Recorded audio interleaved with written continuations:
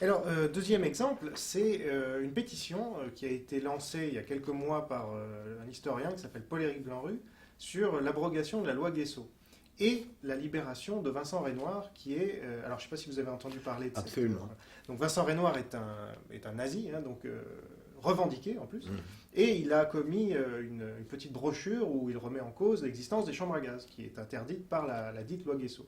Donc, est-ce que vous avez été sollicité par cette pétition? Parce que je ne crois pas que vous faites partie des signataires. Donc, qu'est-ce que vous pensez de tout ça? À l'époque, moi, j'étais très défavorable à l'idée d'une loi qui est devenue la loi Guesso. Parce que je pense que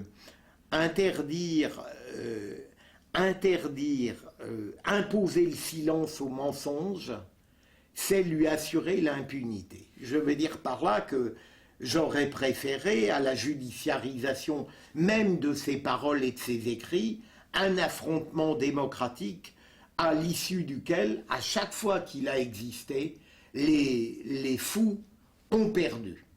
Ou les ignorants ou les malfaisants ont perdu.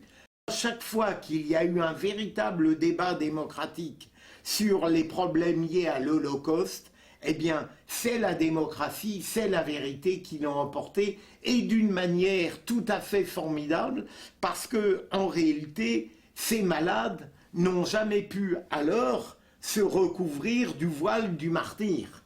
C'est ça. Alors, maintenant, je n'ai plus à la discuter. La loi Guesso, elle est là. Hein. Elle est là et c'est rassurant pour tous ceux qui ont besoin de croire que la pensée honorable est sauvegardée parce qu'on a apposé le sceau législatif sur elle, ce qui me paraît une naïveté. C'est exactement le contraire. À cause de ce que je viens de dire sur le martyr, et surtout parce que on s'aperçoit que dans tous les phénomènes culturels de pensée, eh bien, apposer la chape de la loi, au contraire, donne la tentation de faire fuir de cette loi toutes les dissidences. C'est l'inverse. On croit étouffer, mais au contraire, on libère. J'ai été, pour ne rien vous cacher, il y a un être que je trouve très remarquable dans ce domaine-là, c'est Robert Ménard. Qui est signataire de la pétition. Je n'ai jamais rencontré un être chez qui la rectitude intellectuelle soit à ce point exemplaire que parfois j'ai besoin de lui dire « mais c'est remarquable, c'est admirable, mais vous allez vous engager dans des combats où vous allez en prendre plein la tête, quoi. » Et alors, à un moment donné, j'ai été sollicité. Et j'ai refusé pour une raison simple.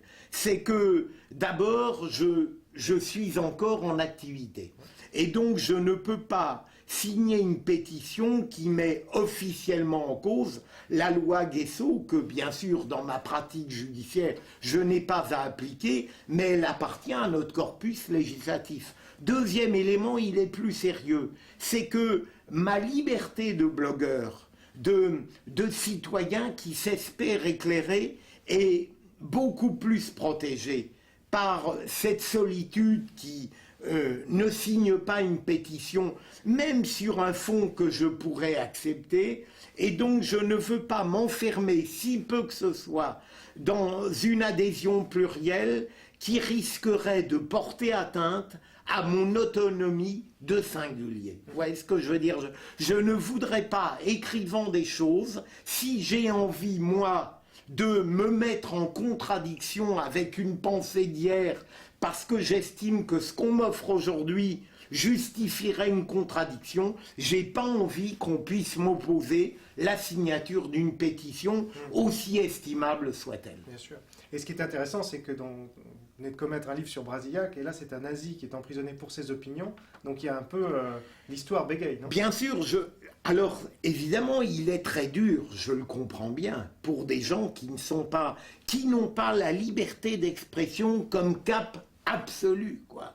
Il est très dur d'admettre qu'une pétition vienne soutenir la cause d'un type comme ça, qui a été condamné à 1 an d'emprisonnement.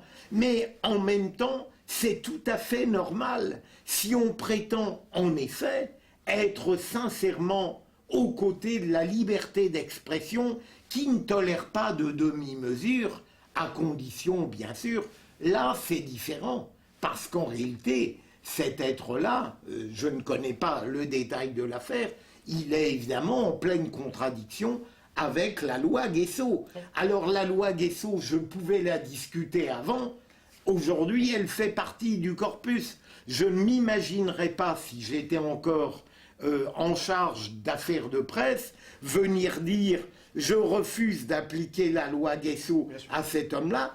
Bon, on peut trouver qu'elle a gravement encaverné la liberté d'expression, même la plus dévoyée, mais elle est là, vous comprenez? Alors je pense que tout de même 1 an, c'est 1 an d'emprisonnement quand on pense parfois à la délinquance ordinaire, matérielle, directe, concrète, et que on a du mal à arracher parfois une petite peine d'emprisonnement et voire même parfois une peine avec sursis, et que là, on n'a pas une peine d'amende, on n'a pas une peine avec sursis, mais qu'on a 1 an d'emprisonnement, il faut tout de même raison garder. Je continue à penser, au risque de déplaire à beaucoup, que la pire des délinquances de presse n'a rien à voir, aussi odieuse soit-elle, avec ce que j'appellerais la matérialité de la délinquance ordinaire ou de la criminalité, c'est encore plus vrai. Mais d'autant plus, je crois qu'il y a une peine d'amende importante également, en plus bon, de la peine d'emprisonnement. Voilà.